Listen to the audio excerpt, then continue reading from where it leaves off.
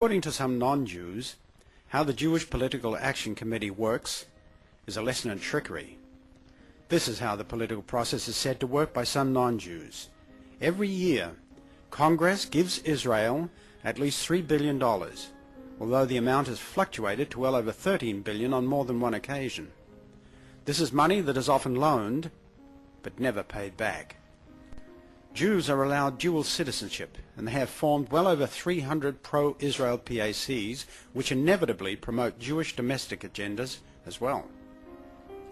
Some of the billions of dollars that are yearly sent to Israel are thus funneled back to the United States through these Jew PACs, particularly by Jews who have dual citizenship.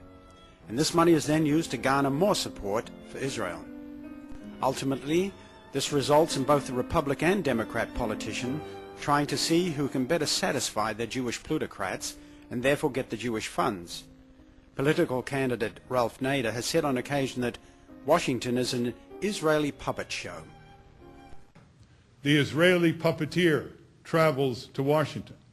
The Israeli puppeteer meets with the puppet in the White House and then moves down Pennsylvania Avenue and meets with the puppets in Congress, and then takes back billions of taxpayer dollars. Nader is not the only one who feels that way. Some Jews feel that non-Jewish politicians are just that, puppets. Here we see a picture of George W. Bush that depicted him as a Jew's own little wooden puppet, for which they pulled the strings. This picture was found in the Australian Jewish News and expresses how many Jews honestly feel about Bush. They joked and told of how they tried to get Bush to play with a dreidel, a toy for little Jewish children.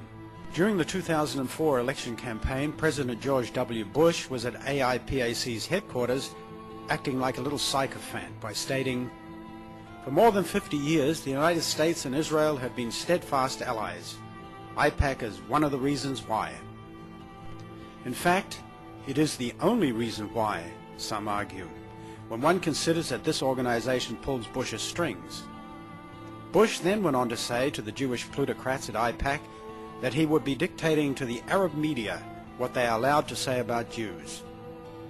He said that anyone in the Arab lands who engages in the demonization of Israel, that is, all Arabs, would thus be targeted for Bush's massive re-education campaign, essentially a propaganda war that suggests Israel can do no wrong.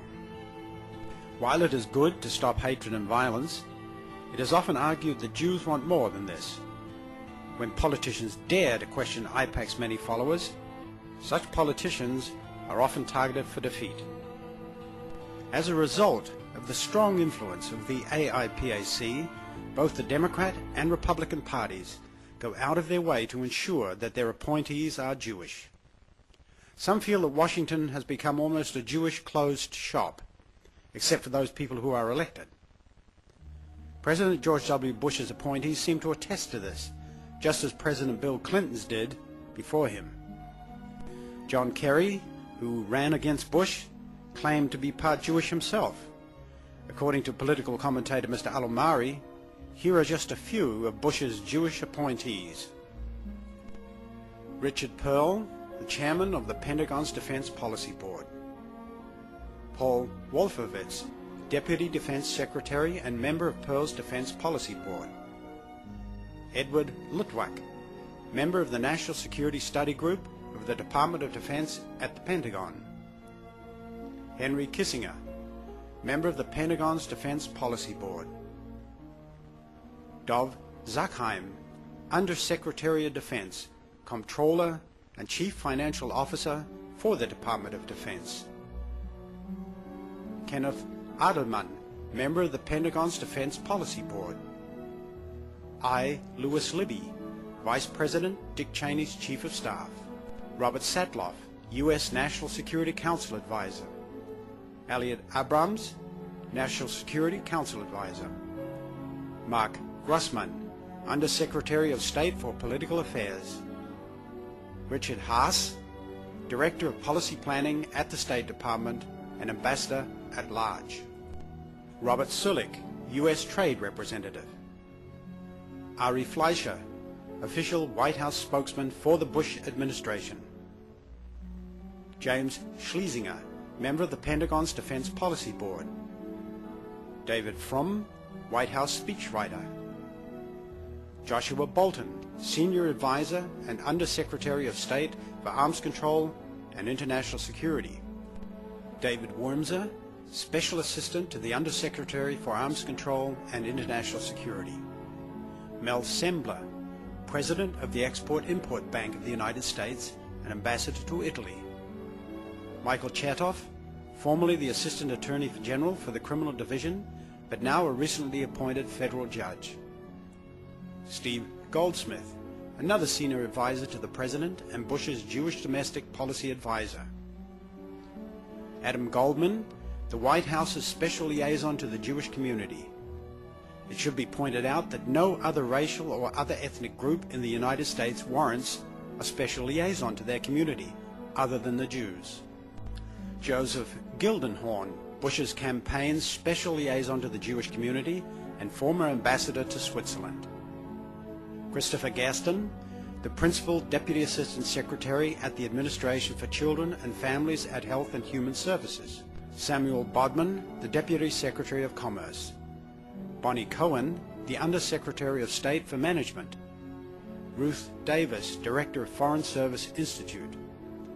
Daniel Kurtzer, the Ambassador to Israel. Cliff Sobel, Ambassador to the Netherlands. Stuart Bernstein, Ambassador to Denmark. Nancy Brinker, Ambassador to Hungary. Frank Levin, Ambassador to Singapore. Jay Lefkowitz, the Deputy Assistant to the President and Director of the Domestic Policy Council.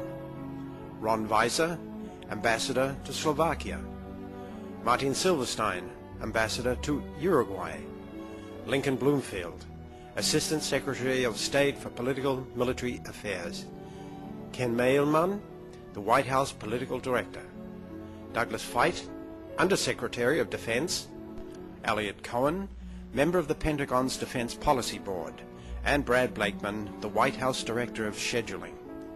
While there are more Jewish appointees than this in the Bush's cabinet, it would be impossible to include them all here due to the time involved. Clinton's cabinet was no better.